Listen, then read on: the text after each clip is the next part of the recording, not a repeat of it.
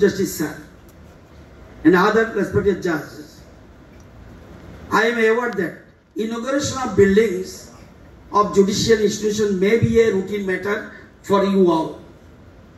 This is more so because for the last about 7 years, several new buildings of various judicial institutions at district and subdivision level have been inaugurated by the august hands of Honorable Chief Minister and previous Chief Justices as well as Honorable Judges of Tripura High Court. But for the people of Mohanpur and its adjoining areas, today is truly an all-time memorable date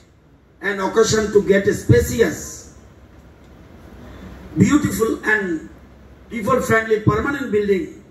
to house their subdivisional judicial magistrates court near the hearth and home.